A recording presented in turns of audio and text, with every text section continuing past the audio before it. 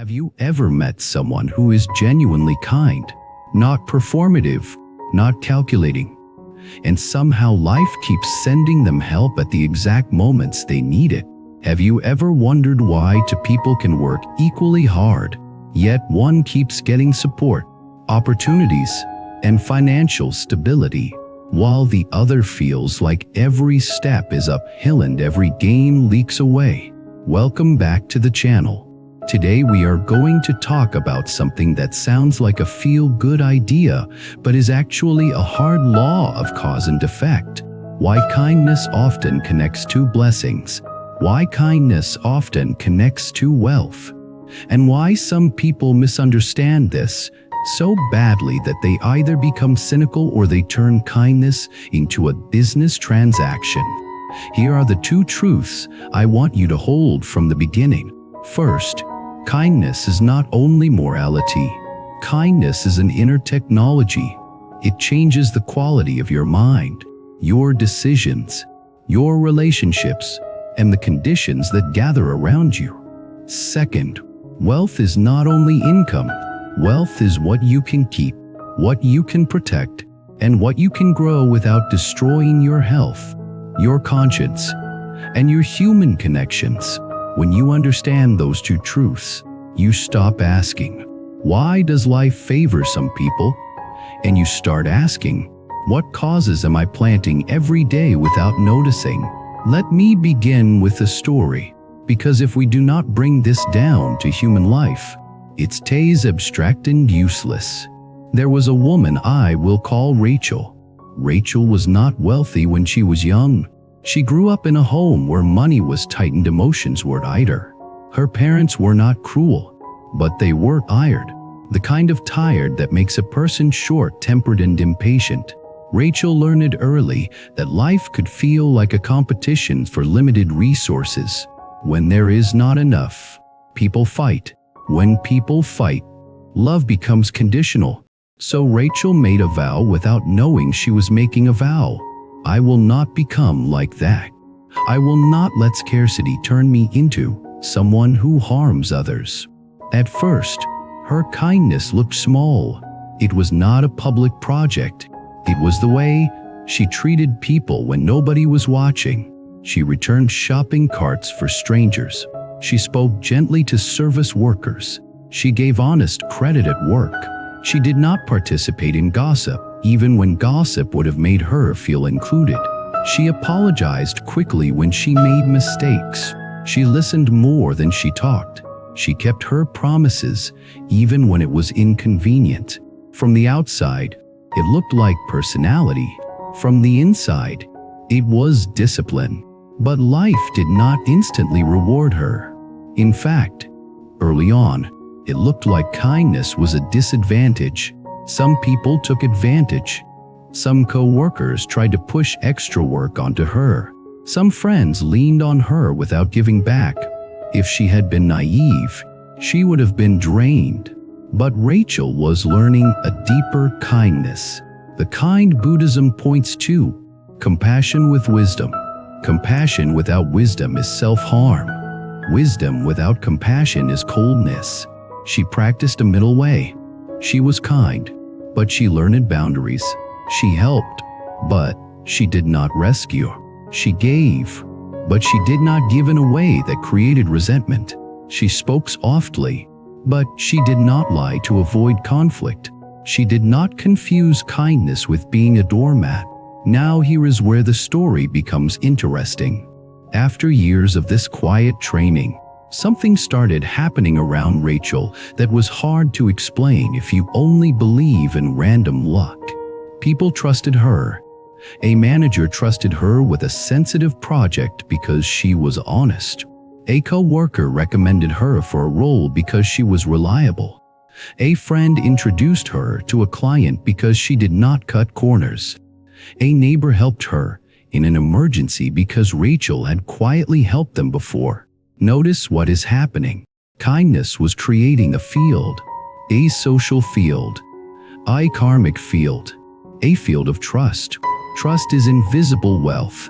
Many people chase money while ignoring trust. Then they wonder why opportunities never stay. But opportunities are not only numbers. Opportunities are also relationships. And relationships are built on how safe people feel around you. Rachel did not become rich overnight, but her life became supported. And support is the soil where stability grows. Now, I can already hear the skeptical voice in some of you. You might be thinking, I know kind people who suffer. I know kind people who are broke. I know kind people who get used. So what is this talk about kindness bringing blessings? That is a fair question. And the answer is what Buddhist teaching always returns to. Cause and effect is precise, but it is also layered. One cause does not always create one immediate visible result. There are timing differences. There are other conditions. There is past momentum. There are personal skills.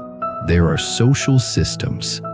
And there is also the fact that some people confuse kindness with weakness. So we need to be more exact. Buddhist wisdom does not say, be kind and money will fall from the sky. It says, wholesome intentions and wholesome actions create wholesome conditions over time. Unwholesome intentions and unwholesome actions create suffering over time. And kindness, when it is real and consistent, tends to reduce the inner poisons that destroy wealth, while building the inner qualities that can hold wealth. So the question becomes, what are the inner poisons that destroy wealth? Greed that makes you chase shortcuts, anger that makes you create enemies, delusion that makes you believe consequences do not matter, pride that makes you ignore advice, fear that makes you make messy decisions. Now, here is the key connection. Genuine kindness weakens these poisons, not instantly, but steadily. When you become kinder, greed softens because your heart is less hungry. When you become kinder, anger cools because you stop feeding hatred. When you become kinder, delusion decreases because you start seeing others as human, not as objects. When you become kinder, pride softens because compassion makes you humble. When you become kinder, fear reduces because a warm heart feels less alone. This inner shift changes the decisions you make, the conflicts you avoid, the reputation you build, and the support you attract. That is the mechanism. Now let me take you into a second story, because I want you to see the contrast. There was a man I will call Victor. Victor was not evil. He was just sharp. He saw life as a deal. He was smart, ambitious, and always calculating the quickest path to gain. In his mind, kindness was a luxury for people who could afford it. He would flatter when it helped. He would disappear when it did not. He would take credit when nobody noticed. He would cut corners when pressure rose. He would speak nicely in public and complain in private. Victor made good money for a while.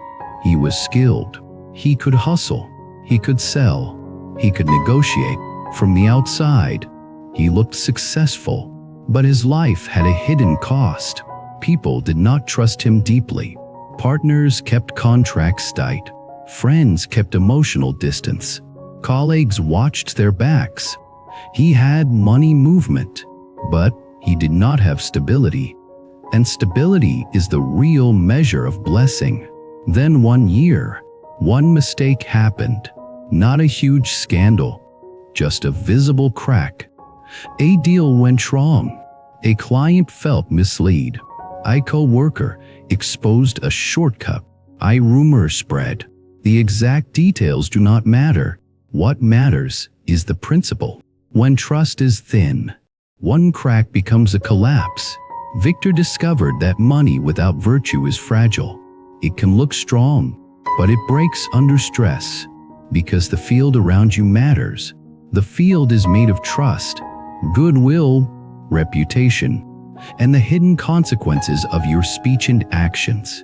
This is why Buddhism emphasizes karma. Karma is not a superstition. Karma is the long chain of consequences linked to intention. Victor did not lose everything, but he started feeling anxious. He started guarding his image. He started spending money to soothe inner fear. He started chasing more deals to compensate. His nervous system became tight. His sleep worsened. His health began to suffer. And here is the irony. He had money, but he felt poor inside, because inner poverty is the feeling of never being safe. Now compare that to Rachel. Rachel had less money at first, but she slept better. She had fewer enemies. She had fewer regrets. She had cleaner relationships. Her mind was calmer. And over time, that calm and that trust became a foundation for real prosperity. So when Buddhist teaching says kindness brings blessings, it is pointing to this kind of prosperity, the kind that does not poison your life. Now let us go deeper, because this topic is not only about being nice. It is about training the mind in a way that changes destiny. Think about how money actually enters a life. Money enters through skill, work, business, service, value creation, and sometimes inheritance or luck. But even when money enters, it stays or leaves based on a different set of factors. Does this person make wise decisions under pressure? Does this person keep relationships stable or create conflict? Does this person avoid reckless shortcuts? Does this person have discipline and patience? Does this person have a clean conscience? Does this person have a support network built on trust? Now look at kindness again. Genuine kindness tends to strengthen these factors. Kind people who are wise tend to think long-term because they are less desperate. Kind people tend to preserve relationships because they do not burn bridges easily. Kind people tend to attract loyalty because they treat others with respect. Kind people tend to be more reliable because they care about impact. Kind people tend to have fewer inner wars because they are less cruel to themselves. All of that supports wealth stability. This is why I keep saying kindness is not only morality, it is also strategy, but not the shallow kind. It is strategy aligned with reality. Now, some of you might be thinking, I tried being kind and people used me. I gave and I lost. I helped and I got nothing back. If that is you, I want to speak to you directly, because this is where compassion must include wisdom. Buddha's compassion is not naive. Compassion means you wish for others to suffer less. Wisdom means you do not enable harmful behavior. If someone is using you, and you continue giving from guilt, that is not virtue. That is confusion. And confusion is an inner poison. So the path is to cultivate kindness with clarity. Rachel learned this too. There was a season where her kindness got tested. A friend kept borrowing money and never repaid. The friend always had a dramatic story.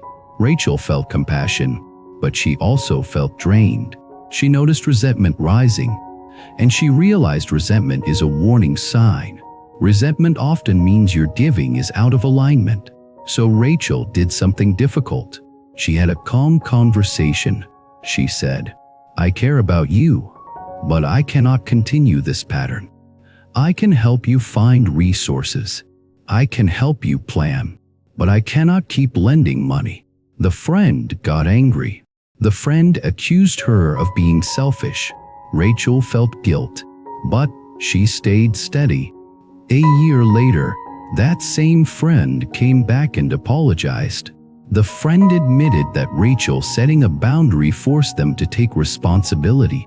Rachel's kindness had become real compassion, not indulgence. And this is an important destiny lesson. Sometimes the most compassionate act looks like a firm no, because a firm no can stop a harmful cycle. Now, let us connect this back to blessings and wealth in a way that becomes very practical for you. In Buddhism, Blessings are not only external gifts. Blessings are also the supportive conditions that allow your life to function well. A calm mind is a blessing. A healthy body is a blessing.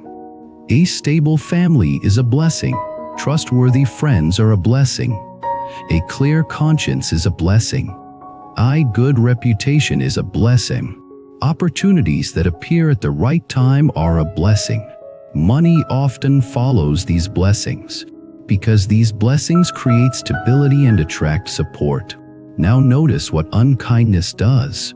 Unkindness creates enemies. Enemies create stress. Stress creates mistakes. Mistakes create losses. Losses create fear. Fear creates more unkindness. This is a downward spiral. And notice what kindness does when it is paired with wisdom. Kindness creates goodwill. Goodwill creates support. Support creates stability. Stability creates clearer decisions. Clearer decisions create better outcomes. Better outcomes create gratitude. Gratitude creates more kindness. This is an upward spiral. That is destiny. Now let me tell you a longer story that shows how a destiny flips through kindness. Not through fantasy, but through daily cause and effect. There was a young man I will call Kevin. Kevin grew up angry. Not because he was born angry, but because his environment trained anger. His father often shouted.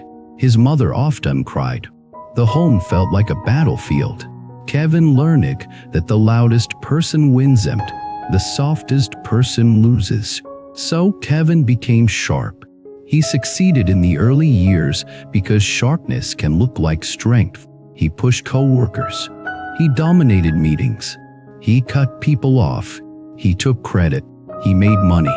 He also created enemies everywhere. One day, his life cracked. Not because the universe punished him, but because cause and effect arrived. A teammate quit and took clients. A partner stopped collaborating. A manager refused to promote him because nobody wanted to work with him. Kevin felt hurt.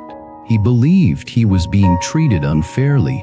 Then a mentor said something to him that changed his direction. Your talent is real, but your heart is expensive. Kevin did not understand. Expensive how? The mentor said, people pay for your talent with emotional pain. Eventually, they stop paying. You will be left alone with your talent, and talent alone does not build a life. Kevin went home angry. Then he went home quiet. For the first time, he wondered if his destiny was not cursed, but constructed by his own habits. He started training kindness, not as a performance, but as a discipline. He practiced listening without interrupting. He practiced giving credit publicly. He practiced apologizing quickly. He practiced not using sarcasm. He practiced helping without showing off. It felt unnatural. It felt weak. It felt fake. But he continued. After months, something changed. He began feeling lighter, not because he became soft in a helpless way, but because he stopped carrying constant conflict. His nervous system relaxed. His sleep improved. His creativity returned. His work quality increased. People began trusting him. Then opportunities appeared, not random lottery opportunities, relationship opportunities, collaboration, recommendations, partnerships. Kevin's income became more stable because stability is often the reward of trust. He later said something that shocked even him. I used to think kindness was losing, but kindness is actually lower friction. Life becomes smoother because you stop creating unnecessary resistance. That is wisdom. Now let us address the most important misunderstanding, because this misunderstanding destroys many sincere people. Some people hear that kindness brings wealth, and they become kind as a strategy to get wealth. That is not kindness. That is manipulation. And karma is not fooled by your outer smile. If you help someone while secretly demanding repayment, the mind is still greedy.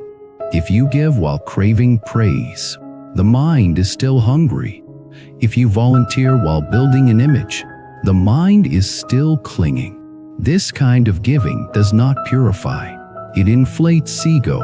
It may produce short-term benefits, but it also produces anxiety because your happiness depends on being seen. Real kindness is clean. It is not stupid, but it is clean. You give within your capacity. You keep boundaries. You do not use virtue as a weapon. You do not demand credit. You do not cling to outcomes. This clean kindness purifies the mind, and a purified mind makes wiser choices. Wiser choices change destiny. Now, I want to talk about something that the tradition often emphasizes because it connects directly to wealth. Right speech. If you want blessings to grow, guard your mouth. Why? Because speech creates karma faster than almost anything. One careless sentence can destroy trust. One rumor can burn a reputation. One sarcastic comment can end a partnership. One like can create years of fear.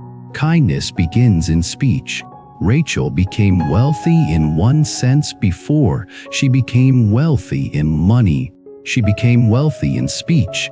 She learned how to speak in a way that reduced harm. She did not join gossip. She did not spread rumors. She did not humiliate people in public. She did not lie for convenience. As a result, people felt safe around her. Safety leads to trust. Trust leads to opportunity. Opportunity leads to income stability. This is not mystical. This is human nature. Now, some of you might be thinking, but what about those cruel people who are rich? They exist. So, does that disprove this? No. It simply shows the complexity of conditions. Some people have past causes that ripen as wealth now, even while they create new negative causes through cruelty.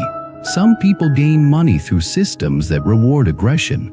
But even then, look closely. Many of those lives are unstable in other ways. Health problems, paranoia, isolation, constant conflict, family breakdown, fear of betrayal, addiction, inner emptiness. Money without blessings is not true wealth. It is a loud mask. Buddhist teaching is not impressed by the size of your bank account. It is concerned with the quality of your mind and the suffering you create or reduce. So when we talk about blessings and wealth, we are talking about sustainable prosperity, the kind that does not destroy the heart. Now let us bring this into your life with a mirror, because the purpose of a long video is not to make you admire a story. It is to make you see yourself with clarity and then choose a new direction. Ask yourself honestly, when I help others, do I secretly expect repayment? When I give, do I crave praise? When I am kind, do I become resentful later? When I am generous, do I break my own boundaries? When someone needs help, do I help in a way that truly reduces suffering? Or do I help to feel superior? These questions are not meant to shame you. They are meant to wake you up. Awakening is seeing your own intention clearly. Then ask another question. Where is my unkindness leaking my blessings? Is it in my speech, sarcasm, gossip, harsh tone? Is it in my mind, resentment, jealousy, contempt? Is it in my behavior, broken promises, small dishonest shortcuts? Is it in my relationships, using people, manipulating, keeping score? Every leak is fixable, but you have to see it. Now, let me share a reflection that often creates the biggest breakthrough. Kindness is not only about others. Kindness is also how you treat yourself. Many people sabotage wealth because they are cruel to themselves. They speak to themselves with contempt. They punish themselves for mistakes. They live with constant shame. They make decisions from panic because they do not believe they deserve stability. Self-cruelty creates a nervous system that cannot hold prosperity. It makes you reckless. It makes you avoid success. It makes you spend to soothe pain. It makes you accept bad deals because you think you have no choice. So part of the Buddhist path is compassion toward oneself. Not indulgence, but compassion. Compassion says, I will train without hatred. Wisdom says, I will correct my actions. Practice says, I will return again and again. When you treat yourself with compassion, you become steadier. When you become steadier, you make fewer messy decisions. When you make fewer messy decisions, your financial life becomes more stable. Again, cause and effect. Now I want to close by returning to the simplest sentence you can carry out of this video. Kindness is a form of wealth, and it also protects wealth. Not naive kindness, wise kindness, the kind that includes boundaries, integrity, patience, and humility. If you cultivate this, blessings gather. If blessings gather, opportunities increase. If opportunities increase, stability grows. If stability grows, wealth can appear and stay. And even when wealth is not huge, life can still feel rich because a peaceful mind, clean relationships, and a clear conscience are rare treasures. Now it is your turn. In the comments, tell me what you think is the biggest leak in your own blessings right now. Is it speech? Is it impatience? Is it resentment? Is it weak boundaries? Is it self-cruelty? And also, tell me one kind action you will practice this week that is paired with wisdom, not guilt. If you want more long-form teachings like this, subscribe, like, and comment so more people can find this channel. And if you want to support deeper videos and keep this work going, consider becoming a member. Until next time, keep practicing the kind of compassion that is strong, the kind of wisdom that is gentle, and the kind of daily conduct that quietly turns destiny. Every person carries a certain energy. Your focus, your dreams, your purpose. Bracelet is a physical reminder of that energy. Symbol you wear daily. That pushes you to stay grounded, balanced, and aligned. If one of the bracelets caught your eye, you can order it through the link in the description. And check more powerful styles on our homepage store. Choose the one that strengthens your journey.